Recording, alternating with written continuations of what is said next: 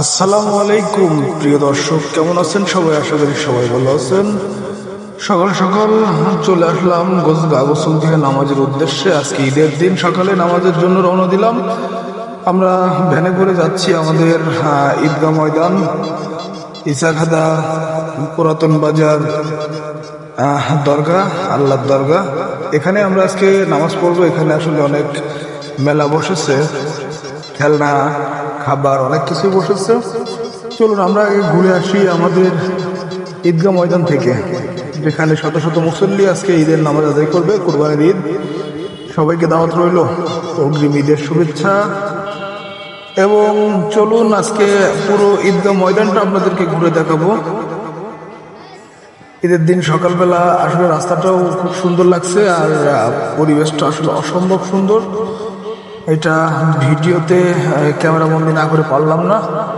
চলুন আমরা দেখতে থাকি এবং একটু ঘুরতে থাকি। এই দরগাটা নিয়ে আসলে অনেকের অনেক ধরনের কৌতূহল আছে, অনেক ধরনের মন্তব্য করে, কিন্তু আসলে একটা কার্যকরী জায়গা এটা। আল্লাহর অশেষ মেহরবানি আছে এখানে ইনশাল্লাহ। আজ পর্যন্ত এখানে যে আসছে, যে যা বলছে, আল্লাহর রহমতে ইনশাল্লাহ সবকিছুই সবারই পূরণ হয়েছে। চলুন ভিতরটা আমরা দেখি। দেখুন, মানুষজন নামাজ এক কাতার শেষ হয়েছে, পরবর্তী কাতার আমরা দাঁড়াবো।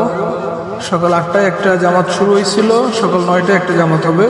8টার জামাতটা মাত্রই শেষ, আর 9টাটা শুরু হবে। আমরা ধৈর্য সহকারে একটু দেখি। ঈদের দিন আসলে দৃশ্যগুলো দেখতে ভালোই লাগে, খুবই চমৎকার লাগে। আমরা একটু সামনে যেয়ে, এটাই সেই হযরত পীরের মাজারটা আমরা ঘুরে দেখাবো।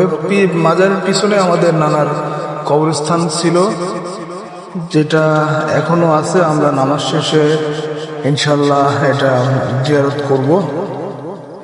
তা ভিডিওটা আজকে পর্যন্তই। ভিডিওটা কেমন লাগলো সবাই আশা করি জানাবেন। যদি ভিডিওটা ভালো লেগে থাকে একটা লাইক, একটা কমেন্ট, একটা শেয়ার করে দিবেন। সবাই ভালো থাকবেন, সুস্থ থাকবেন, ভালো। আল্লাহ হাফেজ, আসসালামু আলাইকুম। কবর এই জায়গা, কবর অস্তিত্ব নেই না, এখন সব লেভেল